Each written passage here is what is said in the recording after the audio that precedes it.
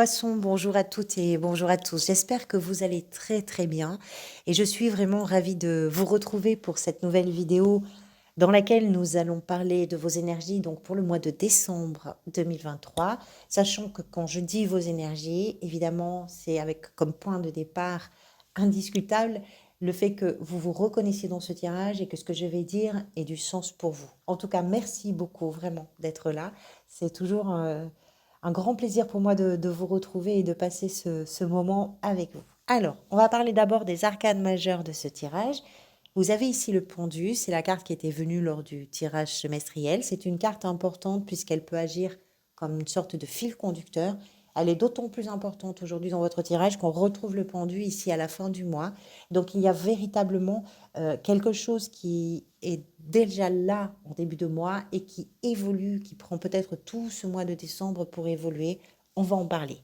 Arcane majeur, vous avez ici la grande prêtresse dans l'état d'esprit, le monde dans ce qui s'est peut-être manifesté avant le mois de décembre, la justice dans la position du défi, et donc le pendu à la fin du mois. Ensuite, des deniers, des coupes, des deniers, des bâtons, des coupes, des bâtons. Pas d'épée, mais vous avez quand même ici la justice qui porte quand même une épée. Alors, poisson. Vous aviez au mois de novembre la grande prêtresse, c'est très intéressant puisqu'on la retrouve ici. Le pendu au mois de décembre et qui va vous amener vers la force au mois de janvier. C'est très intéressant. C'est très intéressant pourquoi? Parce que la grande prêtresse qu'on retrouve là dans votre état d'esprit, on va en parler. La grande prêtresse est vraiment une carte de sagesse, c'est une carte de compréhension, c'est une gardienne des secrets, c'est-à-dire que vous savez les choses de façon très d'abord très intuitive, mais il y a des choses que vous comprenez, que vous savez bien au-delà des apparences, bien au-delà de ce qui se dit, bien au-delà de ce qui se montre ou de ce qui se pose. Donc on va en parler. On va commencer bien sûr par le pendu, qu'on retrouvera donc ici à la fin du mois, et c'est très intéressant. Le pendu nous explique que vous êtes peut-être confronté à une situation qui peut vous sembler bloquée, mais qui peut également vous renvoyer, vous, à vos propres blocages. Alors, soit des circonstances, soit une situation, soit une relation, quelque chose fait que vous devez avoir le sentiment que ça ne bouge pas, que ça n'évolue pas, que ça ne va pas avancer.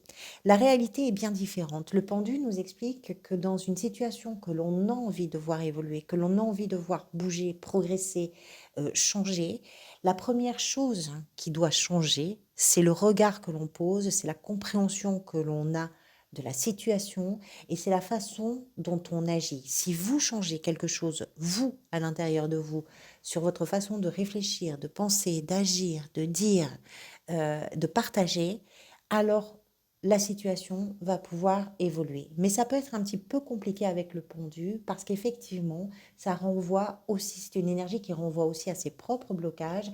Donc il y a quelque chose qui n'est pas simplement à changer, mais il y a quelque chose qui peut être aussi à dépasser ou, dans certains cas, pourquoi pas, à surmonter.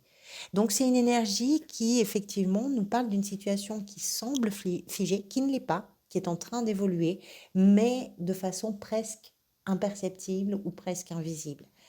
Ce qui doit changer d'abord, ça se passe à l'intérieur de vous. On va en parler. On va en parler encore après parce qu'on la retrouve à la fin du mois. Vous allez voir. L'état d'esprit ici est représenté par la 3 de denier et la papesse. La papesse, donc, vous l'aviez le mois dernier. Ce qui est très intéressant ici, c'est qu'elle est accompagnée d'une 3 de denier qui nous explique que la connaissance que vous avez, le savoir que vous avez, l'intuition que vous avez, tout ça vient au service de quelque chose que vous êtes en train peut-être d'élaborer avec d'autres personnes, d'un collectif, peu importe quel est ce collectif, une équipe, une famille, des amis, peu importe, un collectif où chacun et chacune a véritablement une place importante à prendre dans un engagement parce que cette place, ou pas cette place, mais ce projet, cette idée, cette perspective, ce désir, ce que vous êtes en train de réaliser ne peut se fonder, ne peut se construire que si chacun et chacune prend véritablement un engagement solide et un engagement. Vous ne pouvez pas faire les choses tout seul ou tout seul. C'est ça que nous raconte la 3 de denier. Ce qui doit s'élaborer, ce qui doit émerger d'une façon ou d'une autre, c'est avec la contribution d'autres personnes. On voit tous ces personnages qui sont réunis. Ils ont tous une même perspective, ils ont tous un même objectif, mais c'est atteignable à condition que chacun véritablement prenne sa place. Parce que si l'un ou l'autre, l'une ou l'autre ne participe pas, ça ne sera pas possible. Il y a quelque chose comme ça. Dans ce collectif, il y a vous, pardonnez-moi, vous avec votre intuition, vous avec votre savoir, avec quelque chose, quand je dis votre savoir, c'est quelque chose que vous savez de façon très intime, de façon très intuitive, de façon très profonde, quelque chose que vous savez et qui vous démarque d'une certaine façon parce que ce que vous savez, les autres peut-être ne le savent pas encore. Mais votre participation à l'élaboration va pouvoir permettre peut-être l'expression de ça. C'est aussi ce qui va peut-être permettre de faire évoluer une situation. La situation va bouger à partir du moment où tout le monde apporte sa pierre à ce qui est à l'édifice qui est en train de se construire. Et à partir du moment où vous êtes capable de faire preuve de sagesse et de faire confiance à ce que vous ressentez. Faites-vous confiance, parce que la grande prêtresse, alors elle, un peu comme le pendu d'ailleurs, on est sur une énergie qui prend son temps, qui est un peu lente, pas forcément comme aussi lente que l'ermite, mais on a quelque chose qui n'est pas du tout dans la précipitation. Ça prend son temps. C'est peut-être pour ça aussi que vous avez le sentiment que les choses, peut-être par moments, vont vous sembler stagnantes ou figées, c'est possible. Mais ça va bouger avec plusieurs personnes. Ça va bouger parce qu'un groupe se met un groupe se met au travail, un groupe se met à l'action, un groupe réalise quelque chose de façon très, très concrète. Et votre état d'esprit, il est tourné vers cette construction. Ça peut être un groupe professionnel, une équipe, ça peut être au sein d'une famille, ça peut être avec des amis, je ne sais pas. Ce qui a pu se passer précédemment, c'est représenté ici par le monde.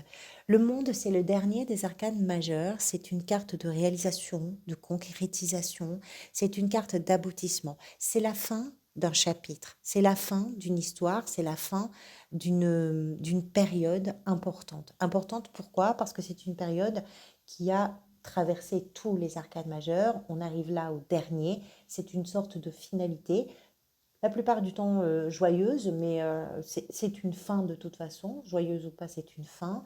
Et cet aboutissement, cette finalité, ce qui est en train de se terminer, ce point final quelque part, c'est quelque chose qui va vous ouvrir une nouvelle ère, un nouveau chapitre, une nouvelle boucle. Mais d'abord, c'est peut-être pour ça aussi que les choses peuvent sembler un petit peu figées. D'abord, il faut d'une certaine façon, vivre la fin de ce moment, de ce chapitre, de cette période-là. Le monde, c'est la fin peut-être de quelque chose de précis, mais qui va avoir, je dirais, un effet sur à peu près tous les domaines de votre vie. Ce que vous souhaitez, c'est représenté ici par l'as de denier. Alors ici, on comprend qu'il y a l'élaboration d'un projet, d'un collectif. Ce qui est important aussi dans l'élaboration avec la 3 de denier, dans la co-réalisation, la co-création, puisque vraiment chacun a une place particulièrement, enfin vraiment importante et fondamentale dans ce qui se construit. Il y a aussi l'idée que pour vous, il est nécessaire d'être totalement en accord avec ce que vous voulez, ce que vous pensez, ce que vous faites, ce que vous dites. Il y a une sorte d'alignement aussi qui est important dans cette réalisation-là. L'as de denier, dans ce que vous désirez, c'est commencer quelque chose de façon très concrète. Il y a quelque chose qui pour vous va devenir pérenne, puisqu'on est sur le début, la première carte des deniers. Les deniers, évidemment, font référence à l'abondance, à la sécurité, au confort. Souvent, on parle de matérialité, donc on va parler d'argent, on va parler de toutes les ressources, mais les deniers en réalité représentent les valeurs. Il y a quelque chose que vous voulez commencer, que vous voulez également pérenniser, quelque chose qui doit devenir pour vous, et pourquoi pas pour le collectif d'ailleurs, une source de tranquillité, parce que ça, comment je pourrais vous dire ça? Parce que ça, c'est aussi la promesse d'une évolution. Alors, ce qui est très intéressant ici, c'est que vous êtes sur un désir très fort de mettre en place concrètement, hein, vraiment en place quelque chose de nouveau, d'autant plus que vous êtes sur la fin d'un chapitre ou d'une situation, et que cette transition passe d'abord par quelque chose qui n'avance pas, qui ne bouge pas et qui peut peser un petit peu, d'une façon ou d'une autre. Mais vous, ce que vous voulez, c'est lancer quelque chose très concrètement. Ce qui peut venir vous aider, c'est représenté par la 10 de coupe. Alors c'est une carte de bonheur, c'est une carte de joie, c'est une carte qui nous explique que ce qui va venir vous aider se trouve peut-être au creux, au cœur de votre famille, puisque c'est une joie où on voit une famille qui est représentée, c'est une joie familiale. En fait, il y a forcément du soutien entre tous ces gens-là, il y a de l'aide parce qu'il y a de l'amour, parce qu'il y a le comment je pourrais vous dire? L'idée que on peut être heureux ensemble à condition de s'écouter, de se comprendre, de s'aider. C'est vraiment ça. Donc ce qui va venir vous aider, à mon avis, c'est toute la ressource, y compris la ressource émotionnelle, que vous allez pouvoir trouver auprès des gens que vous aimez, qui font partie de votre vie, qui font partie de votre famille, qui font partie de votre quotidien, de votre environnement. Ce sont des liens très solides. Ce sont des liens qui sont vraiment indestructibles. Rien ne peut ébranler ça. Et pour vous, c'est quelque chose qui va véritablement venir vous soutenir et vous aider. Alors, le défi est représenté ici par la carte de la justice. Ça peut être de prendre des décisions qui soient justes. Ça, alors, les décisions justes vont devoir inclure votre point de vue, mais le point de vue des autres.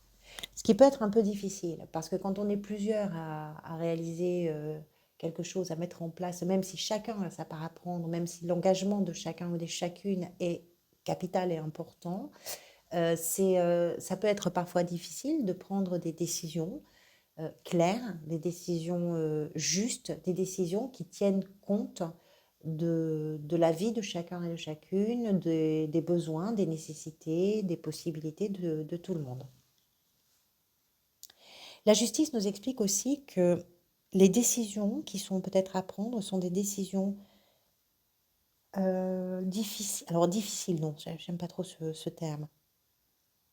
Complexes, parce qu'elles doivent rétablir une forme d'harmonie. C'est pour ça que c'est un défi. Vous savez qu'il y a des choses à trancher, vous savez qu'il y a des choses, mais vous le savez vraiment avec une intuition remarquable. Vous avez compris quelque chose. Il y a vraiment l'idée dans votre tirage que vous savez tout déjà, quelque part. Vous savez tout. La justice, oui, ça doit rétablir quelque chose. C'est un défi pour vous.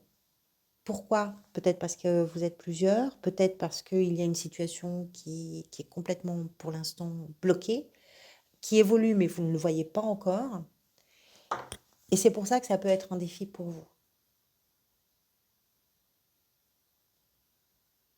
Ça peut être un défi d'être capable, quand on est sûr de savoir, parce que l'intuition est bonne, parce que il y a beaucoup de sagesse, parce qu'il y a des ressentis qui s'avèrent toujours, qui se confirment, on laisse peut-être pas suffisamment de place aux autres, et du coup, ça peut aussi être un défi pour cette raison-là. Dans la sphère professionnelle, gestion du quotidien, la 8 de denier nous parle des efforts qui sont à réaliser, nous parle du travail que vous avez à faire, alors que ce soit dans la gestion de peut-être d'un projet, pourquoi pas, de quelque chose qui se construit avec un collectif et sur quoi une équipe qui réfléchit, qui travaille dans une perspective qui est naissante, qui est à mettre en place dans le cadre d'une activité. Il y a des efforts à faire. Vous êtes à la recherche d'une amélioration ici aussi, mais vous savez que ça va vous demander du travail. Après, vous n'êtes pas contre. Vous êtes vraiment dynamique, volontaire. Vous avez envie d'avancer. Vous avez envie d'évoluer. Vous savez que oui, ça va demander des efforts. Oui, ça peut nécessiter d'y passer plus de temps que prévu. C'est possible, mais vous êtes motivé parce que vous êtes vraiment consciencieux et consciencieuse et que vous avez vraiment envie, il y a une forme de défi et de fierté à parvenir à réaliser quelque chose qui vous tient peut-être là à cœur. Pour ceux qui sont dans la gestion du quotidien, simplement, on ne parle pas forcément d'une activité professionnelle, la gestion du quotidien nous explique que là, bah, vous êtes aussi dans l'effort. Il y a des choses qui sont à faire, des choses qui sont à décider, des choses qui sont à mettre en place. Ça demande des efforts. Mais vous avez envie de les faire là aussi. Vous êtes capable de vous engager dans ces efforts-là. Et si vous êtes à la recherche d'un emploi, c'est pareil. On est aussi sur une carte d'effort. Mais que, quelle que soit la situation pour vous, c'est une carte qui nous parle de ces efforts que l'on fait avec beaucoup de plaisir, même si ça nous demande du temps, même si ça nous demande de l'énergie, même si ça nous demande je ne sais pas quoi, parce qu'il y a une véritable perspective d'évolution, de progression et quelque chose qui fait qu'il y a un défi qui vous fait un peu envie, qui vous fait un peu rêver et qui va vous amener vers une certaine forme de fierté. Et c'est concret. Quoi que ce soit, c'est concret. Quelle que soit, encore une fois, votre situation. Que ce soit dans l'exercice d'une activité, dans la recherche d'une activité, dans une gestion du quotidien, ces efforts-là sont d'une certaine façon porté aussi par votre intuition. Vous savez où est-ce que vous allez aller. Vous savez comment il faut travailler. Vous savez. Pardonnez-moi. Dans la sphère sentimentale et relationnelle, l'assise de bâton. Alors ici, ce qui est intéressant, l'assise de bâton, c'est une carte de réussite, de triomphe, de victoire. Il y a des réalisations qui font du bien. Il y a des relations qui font du bien. Il y a des échanges qui sont vraiment très agréables à vivre parce que tout ce que vous êtes en train de réaliser, parce que votre façon d'échanger, parce que votre façon de communiquer, de vous engager, ce que vous arrivez à surmonter, c'est quelque chose qui peut se partager avec les gens que vous aimez, que ce soit dans une relation en particulier pour vous, amoureuse, amicale, familiale, peu importe, ou dans vos relations en général. Il y a quelque chose que vous arrivez à dépasser et que vous arrivez à vaincre, pourquoi pas aussi. Et ça, c'est vraiment savoureux à la fois pour vous parce qu'il y a un sentiment de réussite, il y a un sentiment vraiment de victoire, mais c'est d'autant plus savoureux que les personnes qui vous entourent, les personnes qui vous aiment et avec qui vous pouvez échanger sur le sujet de ce que vous êtes en train vraiment de dépasser et de réussir, c'est quelque chose qui se voit et qui est salué par... il y a une forme de reconnaissance en fait autour de vous, autour de ça. Je pense que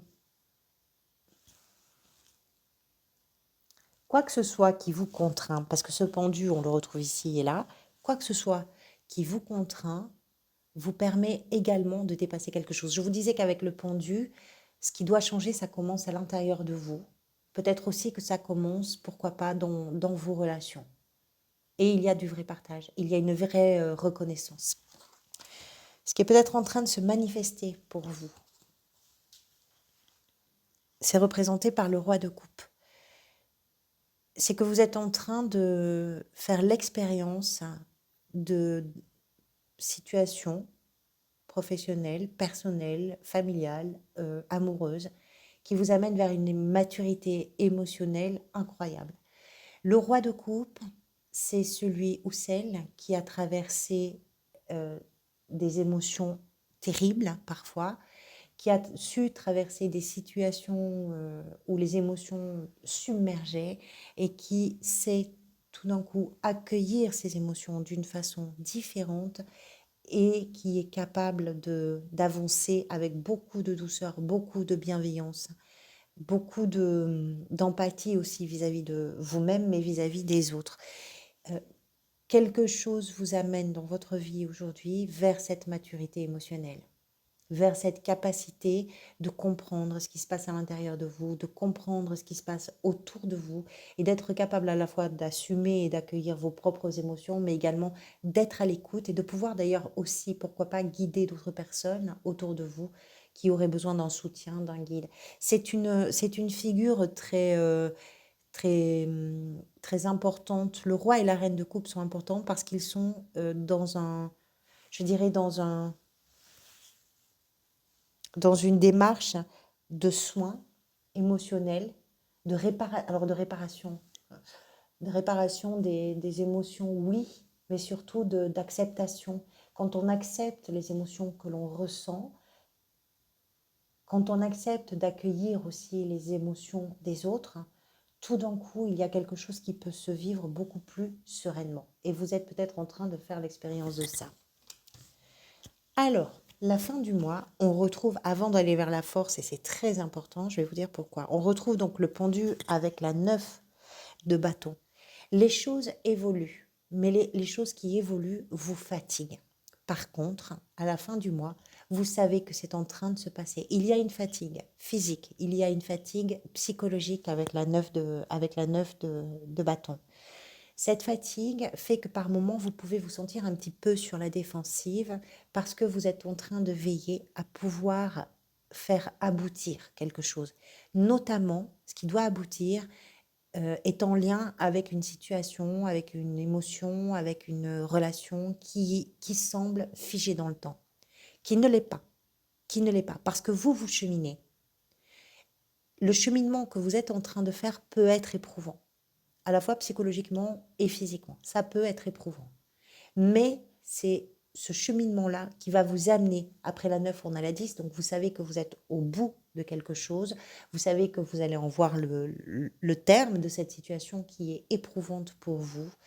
Et la fin de cette situation éprouvante est liée directement à ce qui semble complètement bloqué, peut-être, et qui va forcément se débloquer. Au mois de janvier, vous avez la force. La force nous explique que tout d'un coup, vous êtes bien droit et bien droite dans vos bottes, enfin pas tout d'un coup, mais que vous avez suffisamment de puissance pour gérer ce qui vient en sens contraire, pour vous positionner face à vos peurs, face à vos inquiétudes et mettre les choses avec beaucoup de détermination, de volonté de mettre les choses en place. On verra ça au mois de janvier. Merci beaucoup pour votre présence, votre bienveillance. Merci pour tous vos retours. Je vous retrouverai probablement avec des vidéos plus courtes avant les fêtes de fin d'année.